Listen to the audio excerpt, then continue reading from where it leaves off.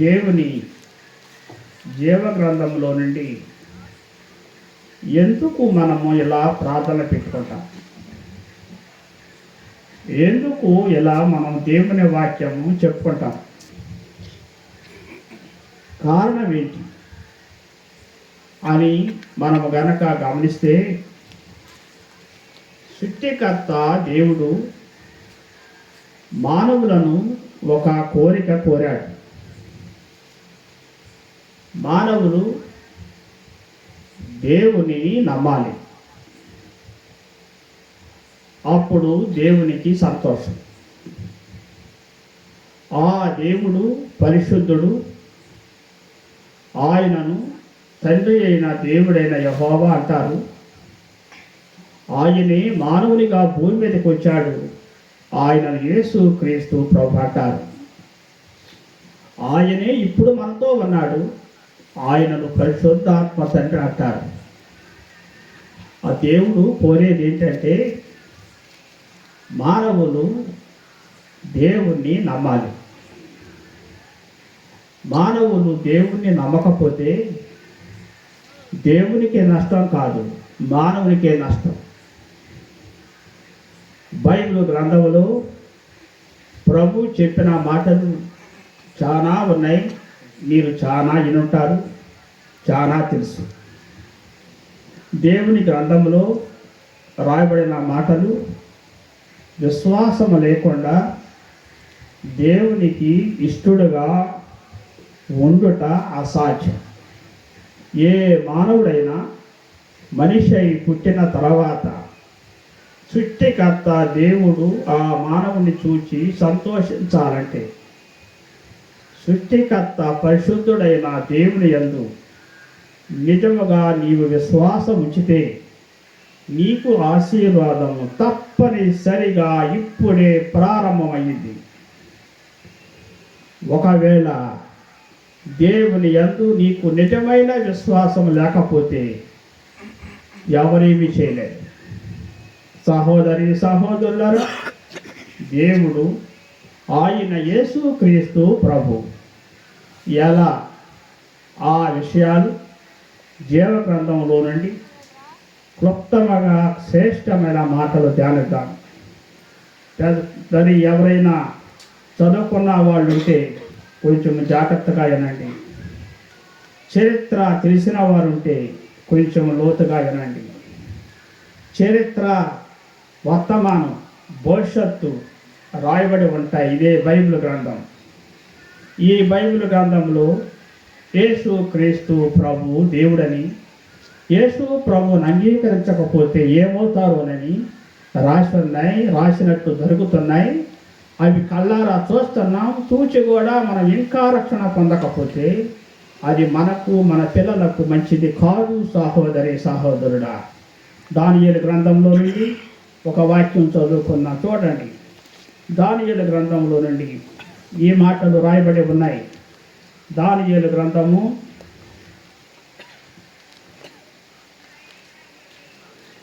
2వ అధ్యాయము. దానియేలు గ్రంథము 2వ అధ్యాయము.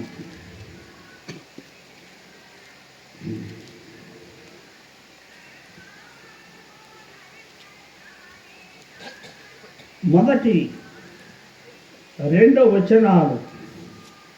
నెబుకద్నెజరు తన ఏలుబడి యందు 2వ సంవత్సరమున కలలు కనెను. అందును గురించి ఆయన మనసు కలత పడగా ఆయనకు నిద్ర పట్టకుండెను. కాగా రాజు తాను కనిన కలలను తనకు తెలియజెప్పుటకై శకునగాండ్రను, గారడీ విద్య గలవారిని, మాంత్రికులను, కల్దీయులను పిలువనంపుడని ఆజ్ఞేయగా వారు వచ్చి రాజు సముఖమున నిలిచిరి. రాజు వారితో, నేనొక కల కంటిని, ఆ కల భావము తెలుసుకొనవలనని నేను మనోయాకుల ముందు ఉన్నాననగా, కల్దీయులు సిరియా భాషతో ఇట్లని, రాజు చిరకాలము జీవించునగాక, తమరి దాసులకు కళ సెలవీయుడి, మేము దాని భావమును తెలియజేసేదము. రాజు, నేను దాన్ని మర్చిపోతుంది, కానీ కళను దాని భావమును మీరు తెలియజేయని ఎడల మీరు తుత్తునీయులుగా చేయబడుదురు, మీ ఇండ్లు పెంట కుప్పగా చేయబడును. మరి మనము చదువుకున్న వాక్యంలో చూడండి, సహోదరి సహోదరులరా, చరిత్రలో బబులోను సామ్రాజ్యం అనేది ఉంది. విన్నారా? 1895 సంవత్సరంలో 1818వ శతాబ్దంలో బబులోను సామ్రాజ్యం కనపడింది. విన్నారా?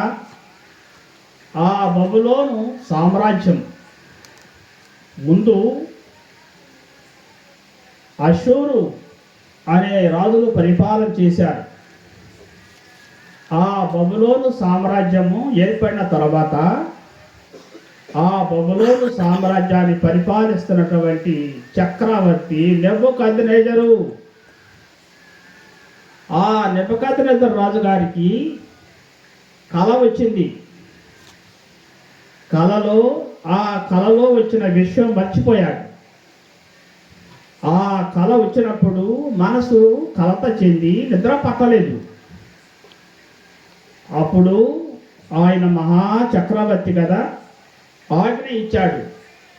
ఆ రాజ్యంలో ఉన్నటువంటి జ్ఞానులనేమి మంత్రులనేమి అందరికీ ఆజ్ఞ ఇచ్చాడు. గారడి విద్య గల వారికేమి జ్ఞానులకేమి కళ చెప్పాలి, కళ భావము చెప్పాలి.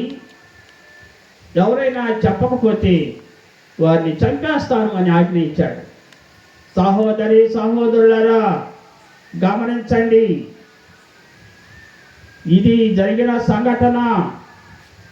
ఎవరైనా కళకు అర్థం చెప్తారు కానీ కళను ఎవరు చెప్పలేరు అని వాళ్ళే అన్నారు. ఆ రాజుగారు ఏమన్నాడు? కళ కూడా చెప్పాలి, లేకపోతే చంపేస్తానన్నాడు. అప్పుడు ఆ బబులోను రాజ్యంలో దేవుని నమ్ముకున్న బిడ్డలున్నారు. ఆ దేవుని నమ్ముకున్న బిడ్డలు రాజవంశానికి చెందిన వారు. వారు భక్తి గలవారు, దేవుని ఆత్మ గలవారు, జ్ఞానులు. వారు నలుగురు, దానియేలు ఆయన, శద్రకు, మేషాకు, అబేద్నెగో అనే ఆయన. వారు మంచి యవ్వన కాలంలో,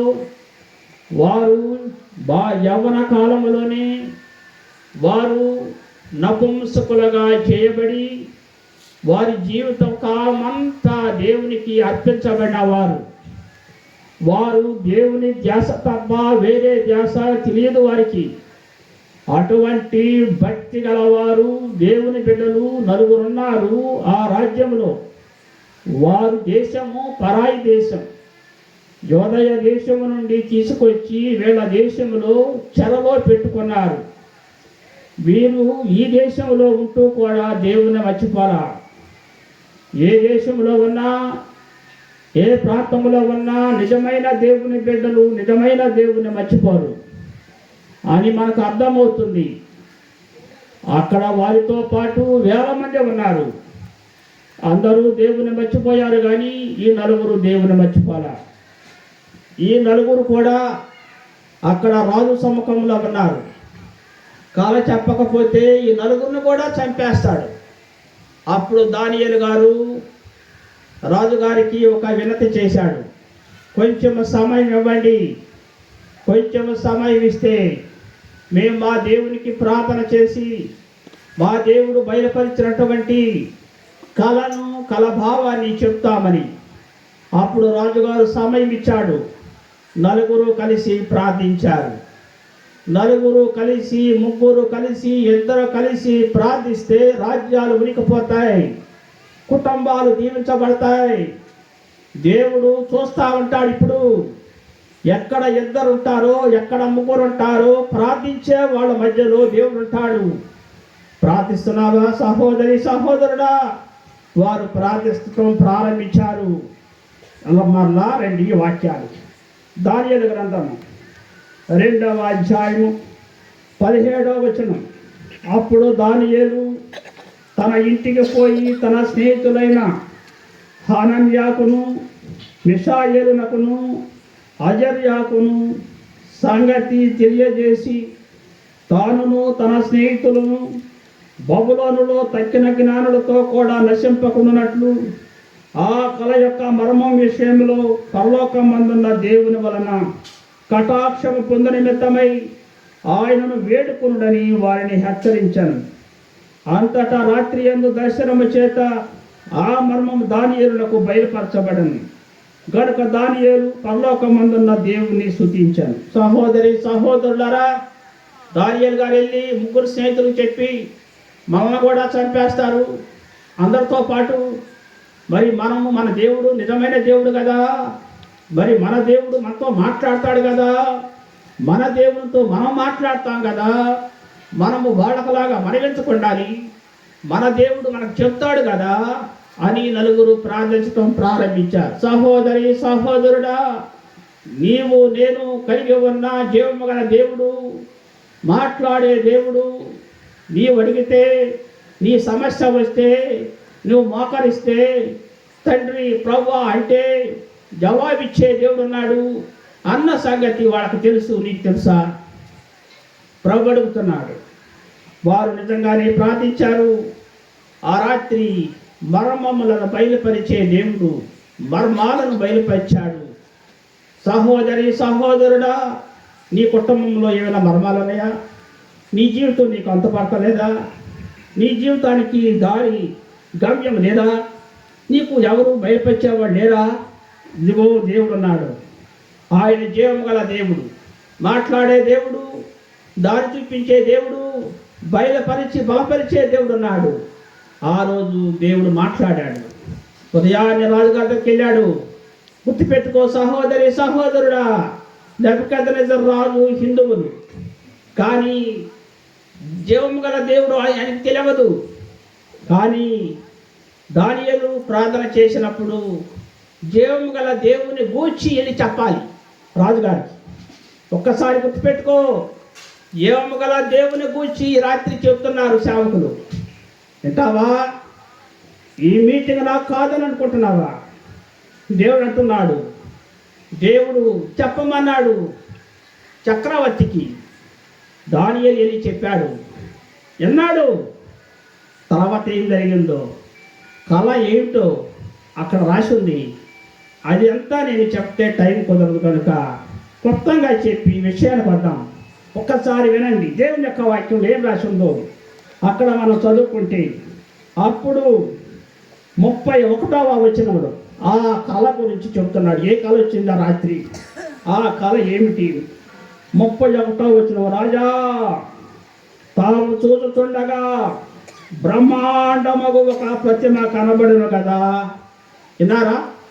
చాలా ఎత్తైనటువంటి బ్రహ్మాండమైన ఒక విగ్రహం ఆ కళలో నీకు కనబడింది అని చెప్తున్నాడు.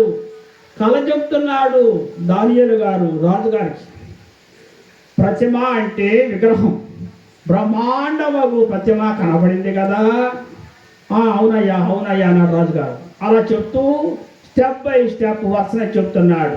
చూడండి ఏం చెప్తున్నాడు అక్కడ. అంటున్నాడు, ఆ గొప్ప ప్రతిమ మహాప్రకాశమును భయంకరమునైన రూపమున గలదై తమరి ఎదుట నిలిచెను.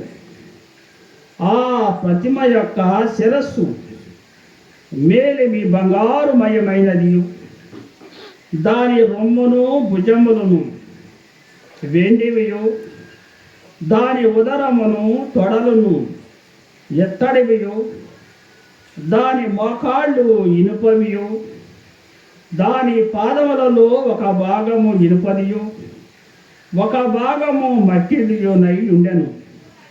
మరియు చేతి సహాయము లేక తీయబడిన ఒక రాయి ఇనుమును మట్టియు కలిసిన ఆ ప్రతిమ యొక్క పాదముల మీద పడి దాని పాదములను తుత్తునియలుగా విరగగొట్టినట్టు తమకు కనబడెను. అంతటా ఇనుమును, మట్టియు, ఇత్తడియు, వెండియు, బంగారమును ఏకముగా దంచబడి కళ్ళములోని చెత్త వలె కాగా, వాటికి స్థలము ఎచ్చటను దొరకకుండా గాలి వాటిని కొట్టుకొని పోయాను.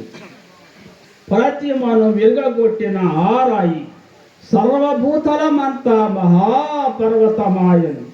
తాము కరిన కల ఇదే. సహోదరి సహోదరులారా, చూడండి, దేవుడు తాను సంకల్పించబోయే, జరిగించబోయే విషయాలు ముందుగానే చెప్తాడు. మానవులకు రేపటి గురించి కూడా తెలవదు, ఎవరికి తెలవదు, సాతానికి తెలవదు, మానవుడికి తెలవదు, ఏ జ్ఞానికి తెలవదు, ఏ మేధావికి తెలవదు. భవిష్యత్తు ఒక నిజరక్షకుడు ప్రభువుకే తెలుసు, ఎవరికి తెలవదు. రేపు ఉదయం ఏం జరిగిందో, ఈ మిడ్ నైట్ ఈరోజు ఏం జరిగిందో ఎవరికి తెలవదు. నీకు ఆ సంగతి తెలుసా? బాగున్నాను అనుకుంటున్నావేమో. నీవు నేను బాగుండాలంటే ప్రభు చేతిలోనే తప్ప వేరే మార్గం లేదు. ఆ కళ చెప్తూ, ఆ కళలో ఆ బ్రహ్మాండముకు ప్రతిమ శిరస్సు బంగారముతో చేయబడింది అన్నాడు. దగ మెరుస్తూ బంగారముతో చేయబడిన శిరస్సు ఉంది ఆ ప్రతిమకు. అలాగే ఏమిటి ఈ ఉదరము? భుజములు అన్నాడు. ఈ భుజములు వెండితో చేయబడను అని అన్నాడు. వెండిలాగా మెరుస్తూ ఉన్నాయి. ఉదరము అనగా ఈ కడుపు భాగము ఇత్తడితో చేయబడను అని అన్నాడు. కాళ్ళు ఇనుముతో చేయబడను అన్నాడు. పాదాలు ఇనుము మట్టి కలిసి ఉన్నాయి అన్నాడు. ఇదేనా రాజుగారండి మీకు వచ్చిన కాలం అంటే? అవునయ్యా అన్నాడు. సహోదరి సహోదరులారా, విద్యావేత్తలారా, జ్ఞానులారా, మేధావులారా, ఒక్కసారి ఆలోచించండి. ప్రపంచాన్ని చరిత్రను గుప్పిట్లో పెట్టుకున్న దేవుడు ప్రపంచ చరిత్రను చెప్తున్నాడు ప్రపంచానికి. దీనిలో ప్రపంచ చరిత్ర ఉంది. అదే బైబిల్ చెప్పింది. ఏమన్నా తెలుసా? ప్రపంచంలో నా రాజ్యము తప్ప ఏ రాజ్యము లేదనుకున్నాడు. ఎవరైనా నెబుకద్నెజరు రాజుగారు, నా రాజ్యానికి మించిన రాజ్యం లేదు, నా గవర్నమెంట్ కంటే మించిన గవర్నమెంట్ లేదు, నా పవరు, నా అధికారము, నా మాట చలాయిస్తాను, నేను తప్ప ఎవరు లేరు అనుకున్నాడు. దేవుడు అన్నాడు, బంగారమును పోలినటువంటి ఒక గొప్ప అధికారం దేవుడిచ్చాడు నీకు అన్నాడు. దేవుడు అన్నాడు, ఈ శిరస్సు బంగారము బబులోను రాజ్యాన్ని సూచిస్తుంది అని చెప్పాడు దానియేలు గారు. ఆ యొక్క శిరస్సు క్రింది భాగమున వెండి ఉంది అన్నాడు. వెండి అంటే నీ రాజ్యము. ఈ శిరస్సు ఎంతవరకు ఉంటుందో, నీవు ఒక శిరస్సులాగా ఒక గొప్ప హోదాతో ఉన్నావు, కానీ తర్వాత ఈ శిరస్సు తర్వాత నువ్వు ఉండవు. వేరే గవర్నమెంట్ వచ్చింది. అది ఏ గవర్నమెంట్ అంటే, అది వెండిని పోలిన సామ్రాజ్యం. అది బంగారం అంతమైపోయింది, వెండి వచ్చింది. భుజములు వెండితో చేయబడ్డాయి. అప్పుడు రాజుగారికి అర్థమైంది, అంటే నా రాజ్యము కొద్ది కాలమేనా, తర్వాత వేరే రాజ్యం వచ్చిందా? అవునండి చెప్పాడు దానియేలు గారు. ఆ రాజ్యం ఏంటి? మాదియా పార్శిక రాజ్యం వచ్చింది. వెండి మాదియా పార్శిక రాజ్యాన్ని సూచిస్తుంది అన్నాడు. ఇంకా మాదియా పార్శిక రాజ్యం రాలా, ముందే చెప్పేశాడు.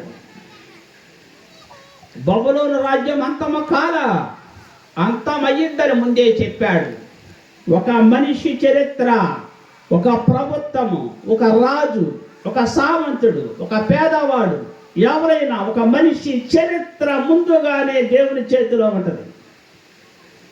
10 డిగ్రీలు ఉండొచ్చు, 10 లాంగ్వేజ్లు మాట్లాడచ్చు, 10 కోట్ల రూపాయలు ఉండొచ్చు, కానీ ఒక మనిషికి ఒక అంతం అనేది ఉంటుంది. ప్రతిదానికి మనం అలా అనుకోవాలి. తర్వాత కనబడదు, తర్వాత ఉండదు. అది అర్థం కాల నెబుకద్నెజరుకి దేవుడు చెప్పాడు, కొంతవరకే నీవు. ఆ తర్వాత వెండిని పోలిన సామ్రాజ్యం వచ్చింది. అది మాదియా పార్శిక సామ్రాజ్యం అని ముందే చెప్పేశాడు. తర్వాత ఏంటి అయ్యా అని అడిగితే అన్నాడు, తర్వాత ఉదరము ఎత్తడితో చేయబడింది, గ్రీసు సామ్రాజ్యం వచ్చింది. ఇంకా గ్రీసు సామ్రాజ్యం రాలా భూమి మీదకి, చెప్పేశాడు గ్రీసులు వస్తారు, గ్రీసు సామ్రాజ్యం వచ్చింది, అది ఎత్తడిని పోలినటువంటిది అని చెప్పాడు. తర్వాత అన్నాడు, ఆ గ్రీకులు చాలా గర్విష్ఠులై ఎగిరిపడతారు, వాడికి దేవుడు పురుస్తా పెడతాడు, ఆ రాజ్యం కూడా అంతరించిపోయింది. తర్వాత ఇంకొక రాజ్యం వచ్చింది, ఇనుము, 2 కాళ్ళు ఇనుము లాగుతాయి. ఆ ఇనుము రోమా సామ్రాజ్యాన్ని సూచిస్తుంది. ఆ రోమా సామ్రాజ్యం వచ్చింది, ఆ రోమీలు ఎగిరిపడతారు, ఆ రోమా సామ్రాజ్యం ఫుల్ స్టాప్ అయ్యింది. ఆ తర్వాత పాదములు, ఇనుము మట్టి, ఇనుము మట్టి అతుక్కోవు, రాజ్యాలు ప్రజలు మనసులు అతుక్కోవు, అటువంటి పాలన భూమి మీద ఉంటుంది. అప్పుడు ఏమొచ్చింది? నేను ఈ మాటలు కొంచెం ఎక్స్ప్లెయిన్ చేస్తాను, కొంచెం జాగ్రత్తగా వినండి. బైబిల్ గ్రంథంలో మనం చదివితే ఈ యొక్క వాక్యంలోని విషయాలు మనం గమనిస్తే, ఈ బబులోను సామ్రాజ్యం అనేది 18వ శతాబ్దంలో నిజంగా భూమి మీద ఒక పెద్ద రాజ్యం. ఇది చదువుకున్న వారికి తెలుసు, అది బైబిల్లో కూడా రాసింది. ఇది దరిదాపుగా 66 సంవత్సరాలు ఈ రాజ్యం ఉంది భూమి మీద. బబులోను రాజ్యము 66 సంవత్సరాలు భూమి మీద మెయింటైన్ చేశారు.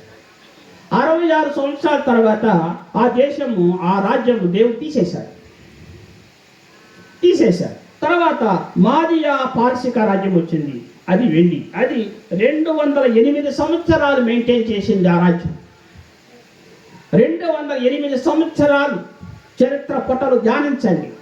దేవుడు ఏం చెప్పాడో జరిగిందో, ఇప్పుడు జరుగుతుంది ఏమిటో, రేపు రాబో జరిగేది ఏమిటో, ఇది ఎవరి చేతిలో ఉందో ఒక్కసారి ఆలోచించండి. 208 సంవత్సరాలు మాదియా పార్శిక రాజ్యం వచ్చింది, అది అయిపోయింది. మూడవది ఏంటది? గ్రీసు దేశం వచ్చింది. గ్రీసు సామ్రాజ్యం, అది దేశము కాదు, ఎన్ని సామ్రాజ్యాలు, చాలా వ్యాస్ట్ కింగ్డమ్స్.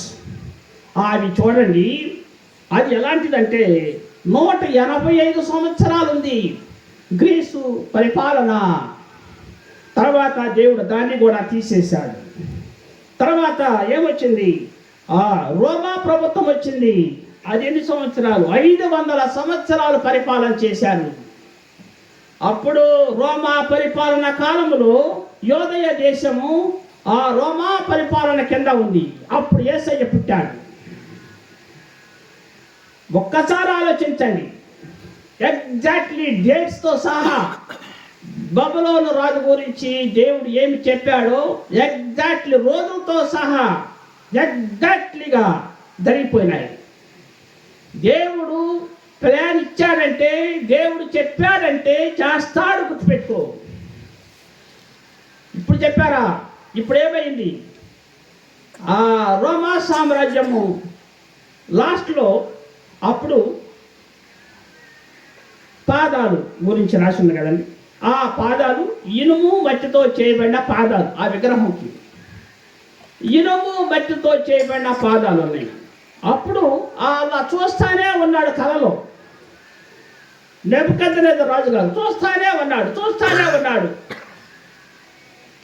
పర్వతం మీద నుండి ఒక రాయి దగ్గ దగ్గ దగ్గ దగ్గ దగ్గ దగ్గ దగ్గ దగ్గ దగ్గ దగ్గ మెరుసుకుంటూ వచ్చి ఆ విగ్రహము పాదాల మీద పడింది. ఆ పాదాలు పొడవు అయిపోయింది, కాళ్ళు పొడవు అయిపోయింది, ఉదరము పొడవు అయిపోయింది, భుజాలు పొడవు అయిపోయినాయి, చివరికి బంగారం పొడవు అయిపోయింది. ఎంత రాయి? పర్వతము మీద నుండి తీయబడిన రాయి. ఆ పర్వతం ఏది? యెహోవా పర్వతమునకు ఎక్కదగిన వారెవరు, నిలువదగిన వారెవరు? పరలోకమే ఆ దేవుని పర్వతం, ఆ పరిశుద్ధ సామ్రాజ్యం. పరలోకము ఉన్నన్న సంగతి నీకు తెలుసా? భూలోకములో ఉన్న సామ్రాజ్యాలే గొప్ప అనుకుంటున్నావా? పరలోకం అనేది ఒకటి ఉంది. పర అంటే పైన, లోకం అది దైవలోకం. దైవజనులు ఉంటారు, పరిశుద్ధులు ఉంటారు, కోట్ల మంది దేవదూతలు ఉంటారు. ఆ మహాసింహాసనం మీద యేసు ప్రభు ఆశీనుడై ఉన్నాడు. నిన్ను నన్ను ప్రతి ఒక్కరిని గమనిస్తున్నాడు. నీకు నాకు ఆయుష్ రాసి ఇచ్చి పెట్టాడు, ఇంతకాలం బతకాలని. ఆ దేవుని దగ్గర టైం టేబుల్ ఉంది, సమస్త సృష్టి టైం టేబుల్ ఉంది. దేవుడు నడిపిస్తూ ఉంటాడు. ఆ దేవుని యొక్క ఆజ్ఞను బట్టి సృష్టి అంతా నియంత్రించబడతా ఉంటుంది. ఆకాశములు, గ్రహాలు, సూర్య చంద్రులు, భూమి, సర్వ సృష్టి, జీవులు, నిర్జీవులు, ప్రతి మానవుడు, ప్రతి గవర్నమెంటు, దేశాలు, ప్రపంచము, ప్రతి మానవుడు ఆ ప్రభు యొక్క ఆధిపత్యం కింద, ప్రభు యొక్క నియంత్రణలో ఉంటారు. సహోదరుడా, ఆ రాయి పర్వతం మీద నుండి వచ్చింది. ఆ రాయి ఎవరు? ఇప్పుడు రండి వాక్యానికి. దేవుని యొక్క వాక్యంలో చదివితే యెషయా గ్రంథము 28వ అధ్యాయం 16వ వచనం. యెషయా గ్రంథం అండి 28:16. ప్రభువు యెహోవా ఈలాగున సెలవిచ్చుతున్నాడు, సియోనులో పునాదిగా రాతిని వేసిన వాడను నేనే.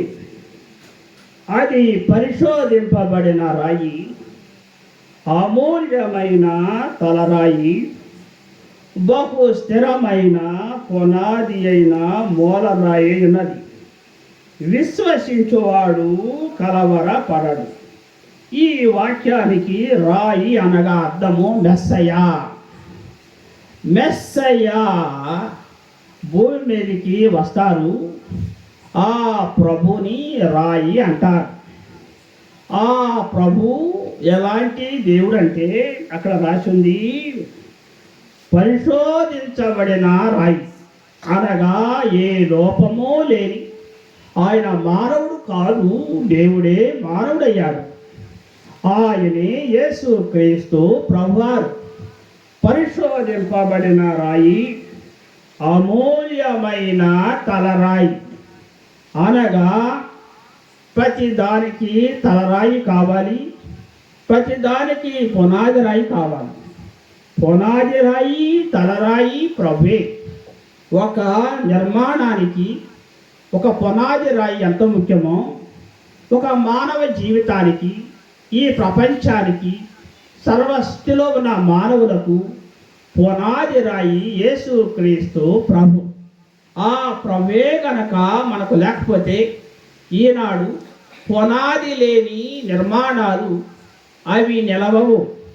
పునాది రాయి లేని నిర్మాణాలు అవి చల్లవు. పునాది రాయి లేని జీవితం అది మోక్షానికి వెళ్ళదు. పునాది రాయి లేని ఒక లైఫ్, ఒక ఫ్యామిలీ నిలవదు. ఆ పునాది రాయిని ఆ ప్రభునే అంటారు. ఆ ప్రభు ఆ పునాది రాయిగా ఉన్నారు. ప్రభు నందు సహోదరి ఆ రాయి ఈ భూమి మీదకి వచ్చింది. ఆ బెత్లెహేములో ప్రభువారు కన్యక మరియమ్మకు జన్మించినప్పుడు ఆ బెత్లెహేములో దేవదూతలు వచ్చి పాట పాడారు. ఏమని? ఇదిగో మీ అందరికీ కలగబోవు సంతోషకరమైన వార్త అని అన్నారు. ఏమని? భూమి మీద తన కిట్టులైన మనుషులకు సమాధానము కలుగునగాక. ఇదిగో ప్రభు అయిన దేవుడు, ప్రభు అయిన క్రీస్తు మీ కొరకు పుట్టి ఉన్నాడు అని ఆ బెత్లెహేములో ఆ రోజు సర్వ ప్రపంచానికి సంతోషకరమైన వార్త దేవదూతలు చెప్పారు. సహోదరి సహోదరులారా, యేసుక్రీస్తు ప్రభువారు పుట్టినప్పుడు ఆ రోమా ప్రభుత్వం వారు ఏం చేశారంటే, ఆ హేరోదు యోధా దేశాన్ని పాలిస్తున్నాడు. రోమా ప్రభుత్వ అధికారం కింద వాళ్ళ చేతుల్లో ఉండాలన్నమాట ఈ యోధా ప్రభుత్వం. వీళ్ళకి ఇంకా స్వాతంత్ర్యం రాలేదు. అప్పుడు హేరోదు యోధా దేశాన్ని పాలిస్తూ నాకంటే ఇంకొక రాజు ఎవరు వస్తారు, ఎవరున్నారు అని 3 సంవత్సరాల లోపు వయసున్న పిల్లలందరినీ చంపమన్నాడు. అంటే యేసు ప్రభు రాజు కాదు, యేసు ప్రభు ఉండకూడదు, యేసు ప్రభు రాజుగా ఉండకూడదు అని అన్నాడు. దానియేలు గ్రంథములో దేవుడు ముందే చెప్పాడు, మెస్సయ్య ప్రభుత్వాన్ని, మెస్సయ్య అధికారాన్ని ఎవరూ తీసేయలేరు. దేవుడు ముందే చెప్పాడు, ఆ రాయి వచ్చింది, ఈ రోమా సామ్రాజ్యమేమి. ఇదిగో చివరికి తన ప్రజలు కూడా ప్రభువుని తెలుసుకోలేకపోయారు. సహోదరి సహోదరులారా, ఆ రాయి యేసుక్రీస్తు ప్రభు. యేసుక్రీస్తు ప్రభు రాయి అని బైబిల్లో ఎన్ని వచనాలలో ఉందంటే, ఆ రాయి అంటే భౌతికమైన రాయి కాదు. ఏదో అనుకుంటున్నాం ఒక రాయి అనుకుంటున్నామేమో. అది ఎలాంటి రాయి అంటే ప్రభుత్వాలను చిత్తుగా ఓడించే రాయి, మానవ అధికారాలను చల్లా చెదురు చేసే రాయి. వింటున్నారా? ఆ రాయి అంటే ఇది మామూలు రాయి కాదు. యేసు ప్రభువే ఆ రాయి. ఆ ప్రభు చూడటానికి ఒక చిన్న రాయిగా కనపడుతున్నాడా? ఆ చిన్న రాయి సామ్రాజ్యాలని పౌడర్ చేసింది అని బైబిల్లో రాసి ఉంది. విన్నారా? ఈరోజు ఆ ప్రభు యేసుక్రీస్తు ప్రభు మానవులు అడుగుతున్నాడు, నా యొద్దకు రండి. పేతురు పత్రిక ఈ విధంగా ఉంది అండి. మొదటి పేతురు పత్రిక 2వ అధ్యాయంలో ఈ మాట రాసి ఉంది. మొదటి పేతురు పత్రిక 2వ అధ్యాయం 6వ వచనంలో ఈ విధంగా ఉందండి. నేను చదువుతున్నాను, చూడండి. పైనుండి చదవండి. 5వ వచనం నుండి 4వ వచనం కూడా.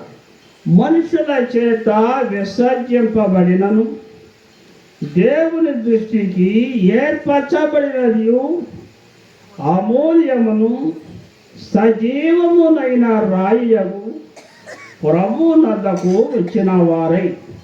ఎవరండి ఆ ప్రభు? ఎవరు? ఏం రాసింది అక్కడ?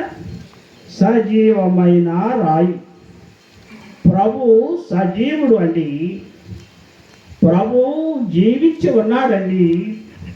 ప్రభు ఇదిగో ప్రభువును ఎవరు అంగీకరిస్తారో వారిలోకి వచ్చి వారితో ఉంటాడండి. యేసు ప్రభు సజీవుడు, ఆయన సజీవమైన రాయి అని అక్కడ రాయబడి ఉందా లేదా? అలాగే ఆ ప్రభు దగ్గరకు వచ్చిన వారు కూడా ఆ సజీవమైన రాళ్ళలాగానే ఉంటారంట. ఏముంది లివింగ్ స్టోన్స్ అంటే ఆ అస్సలు శిస్సులైన లివింగ్ స్టోన్ ఎవరు? యేసు క్రీస్తు ప్రభు. సజీవమైన రాయి ఎవరు? యేసు ప్రభు. ప్రభుని అంగీకరించిన వారు కూడా సజీవమైన రాళ్ళు అయిపోతారంట. కింద రాసిన చదవండి, ఏం రాసిందని. యేసు క్రీస్తు ద్వారా దేవునికి అనుకూలములకు ఆత్మ సంబంధమైన బలులు అర్పించుటకు పరిశుద్ధ యాజకులుగా ఉండునట్లు మీరును సజీవమైన రాళ్ళు. మీరు అంటే బిలీవర్స్ కూడా. అర్థమైందా? ఇప్పుడు చెప్పండి. ఆ ప్రభు సమాధిలో లేడు, చెప్పినట్టే తిరిగి లేచాడు. ప్రభుని సమాధుల్లో వెతకబాకండి అని ఎవరన్నారు?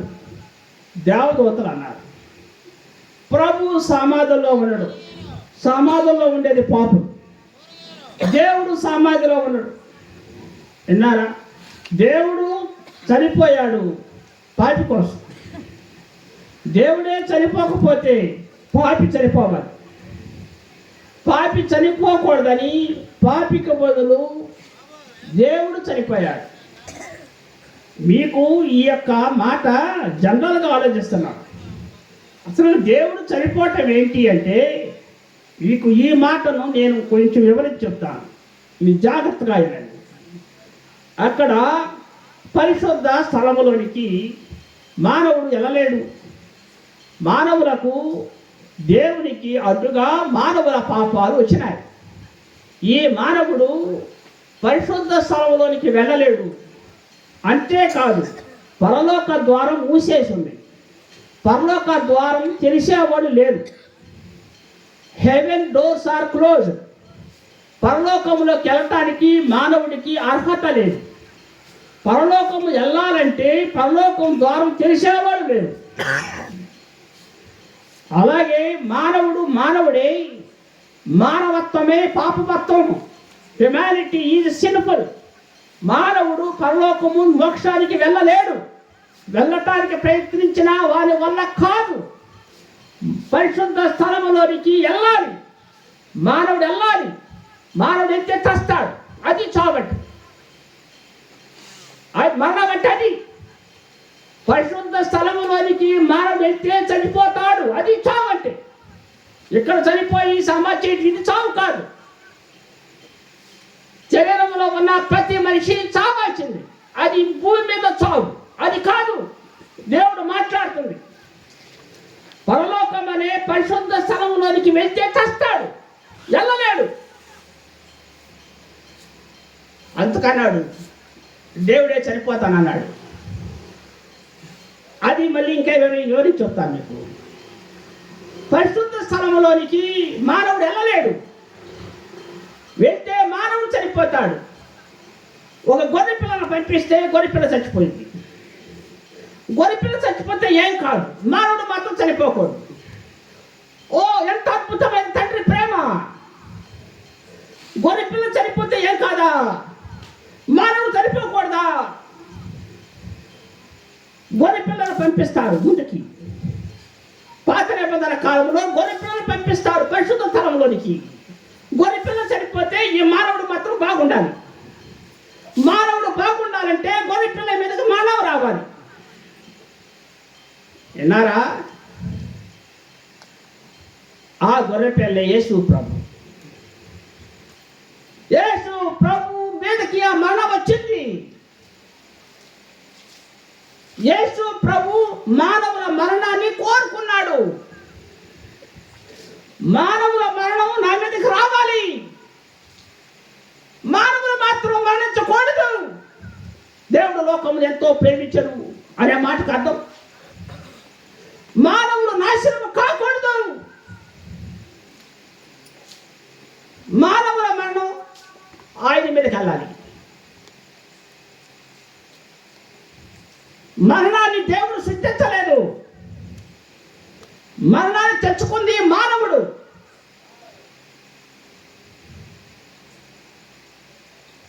విషం ఎలా ఉందో రుచి చూడాలని రుచి చూస్తే ఏమవుతారు?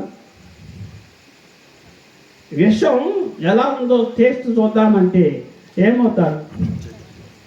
పోతారు. ఎవరు కూడా ఆ సాహసం చేయలేరు.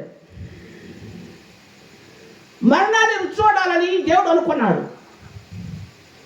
దేవుడు తెలుసు మరణాన్ని చూస్తేనే దేవుని కృప పాపికి వచ్చింది. పాపికి దేవుని కృప కావాలంటే దేవుడు మరణాన్ని రుచి చూడాలి. దేవుడు మరణాన్ని రుచి చూడటమే సిలువలో మరణం. అదే అంటారు, ప్రభు మన కొరకు మరణించను. ఈ మాట జనరల్గా విన్నాం కానీ అర్థమైందా? ఇప్పుడు చెప్పండి. ఆ ప్రభువే రాయి. ఇప్పుడు ఆ ప్రభు హృదయంలోకి వచ్చేసాడు. మరణం ఉందా? మరణము ఉండదు నా తండ్రి ఇంటిలో, మరణము ఉండదు నా తండ్రి ఇంటిలో, నిత్యమానందమానందమే. సరిపోతానేమో భయంగా ఉందా? సహోదరి సహోదరుడా, యేసు ప్రభుని అంగీకరించు. ప్రభు నా హృదయంలోకి రాయా, నేను చనిపోకూడదు అన్నావు చెయ్యత్తండి. నేను చనిపోకూడదు. అందరు చచ్చిపోతారా? చెయ్యత్తరే. నేను చనిపోకూడదు అంటే నువ్వు ప్రభుకి హృదయం ఇయ్యి.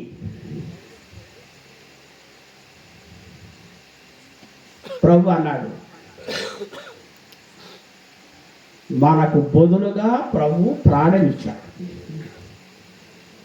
ప్రభు అన్నాడు ఏమని?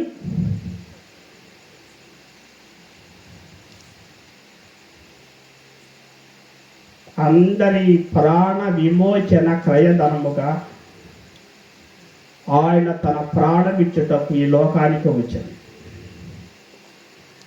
ప్రాణాన్ని విడిపించి మోక్షానికి తీసుకెళ్ళడానికి ఎంత ఖర్చు అయ్యిందో అంత ఖర్చు నేను చెల్లిస్తాను.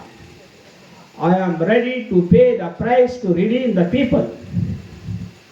ప్రభు అన్నాడు, వచ్చాడు, ప్రైస్ ఎలా చెల్లించాడు.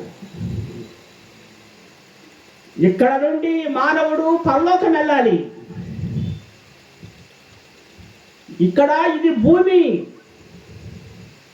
మనం ఉంది భూమి మీద అనుకోవాలి. గాల్లో తేలిపోబాకండి ఎక్కడున్నామని.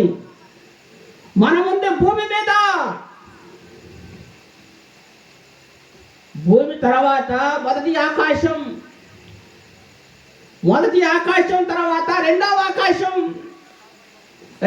ఆకాశం తర్వాత మూడవ ఆకాశం. అగ్ని పరలోకం ఉంటుంది అక్కడ. ఈ మెట్లు దాటాలి. ఆ సింహాసనంకి వెళ్ళాలంటే ఆ మూడవ ఆకాశంలోనికి పరిశుద్ధులు వెళ్తారు. ప్రభు రక్తంలో కడగబడ్డ వాళ్ళు వెళ్తారు. యేసు ప్రభు సంబంధులు వెళ్తారు. పాప క్షమాపణ పొందిన వారు వెళ్తారు. నమ్మి బాప్తిసం తీసుకున్న వాళ్ళు వెళ్తారు. ఈ రెండవ ఆకాశంలో దెయ్యాలు ఉంటాయి. ఆకాశ మండలం మందుల దురాత్మల సమూహాలు. భూమి మీద పాపము, శాపము, కన్నీళ్లు, మరణాలు, రోగాలు, శోధనలు, వేదనలు, ఇరుకులు, ఇబ్బందులు, కళ్ళాలు, తగదలు, కొట్టుకోవడాలు, హత్యలు, మానభంగాలు. ఈ భూమి మీద నీకు ఏమి కావాలి? నీకు ఎవరు కావాలి? నేనే మార్గము, నేనే సత్యం, నేనే జీవం. గొర్రెల ద్వారమున నేనే. దొడ్డులోకి వెళ్ళాలా? నన్ను అనుసరించు అన్నాడు. ప్రభువుని వెంబడించకపోతే దొడ్డులోకి ఎంట్రన్స్ లేదు. దేవుని దొడ్డి వేరు, సాతాను తొట్టి వేరు. సాతాను తొట్టిలోకి వెళ్ళబాక, ప్రభు దొడ్డిలోకి రా. ఈ భూమి మీద ఆ దేవుని దొడ్డి సంఘం, పరిశుద్ధుల సహవాసం, ప్రభు రక్తంలో కడగబడ్డ వాడు ఉండే స్థలం. ఆ ప్రభు దొడ్డిలోకి రా. ఇంకా లోకంలోకి వెళ్ళబాక. లోకంతో స్నేహం, దేవునితో వైరం. ఎంతకమ్మా బాబు, అమ్మా, ఎందుకయ్యా ఈ పాపం? ఎంతకాలం అయ్యా? ఎంత వయసు వచ్చింది మనకి? ఎంతకాలం అనుభవించాము ఈ పాపాన్ని, ఇంకెందుకయ్యా? సహోదరి సహోదరుడా, వదిలిపెట్టమ్మా. ఇంకెందుకమ్మా? ఏ రోజు పోతామో తెలియదు. ఇంతవరకు కాపాడాడు దేవుడు. ఇంకా నీ హృదయాన్ని పాపానికి, లోకానికి ఇస్తావా? చేసిన మోసాలు చాలవా? చేసిన అన్యాయాలు చాలవా? సత్యందాకా పాపం చేయాలా? పాపమునకు జీతం మరణం. క్రీస్తు యేసునందు విశ్వాసం ఉంచిన వారికి నిత్య జీవమనే వరం దేవుడు వరం ఇస్తాడు. ఆ వరమే రక్షణ, ఆ వరమే నిత్య జీవం, ఆ వరం యేసయ్య ఇస్తాడు. ఆ ప్రభువుని రాయి అంటారు. అర్థమైందా? ఆ రాయి ఎక్కడి నుంచి వచ్చింది? పర్వతం మీద నుండి వచ్చి రాజ్యాలను చిన్నాభిన్నం చేసి మహాభూతలమంత రాజ్యం అయ్యింది. ఇంత రాయి, ఓ భూతలం అంటే గ్లోబ్ ఎంత ఉందండి? గ్లోబ్ అంత సామ్రాజ్యం. అదే దేవుని రాజ్యం, యేసయ్య సామ్రాజ్యం. ఆ సామ్రాజ్యంలో నీవు నేనుంటాం. చనిపోయినా తిరిగి లెగుస్తాం. ప్రభు ఎలా చనిపోయి లేచాడో, ప్రభు బిడ్డలు కూడా చనిపోయి లెగుస్తారు. ఆ ప్రభు రాజ్యంలో ఉంటా. సహోదరి సహోదరుడు, ఆ భాగ్యం కావాలా? ఒకసారి ఆలోచించు. నీ జీవితానికి పునాది ప్రభు అన్నాడా? బైబిల్లో మత్తయి సువార్త చదవండి. అక్కడ ఒక పాయింట్ చెప్పి ముగించుకున్నాం. మత్తయి సువార్త 7వ అధ్యాయం. మత్తయి సువార్త అండి 7వ అధ్యాయం.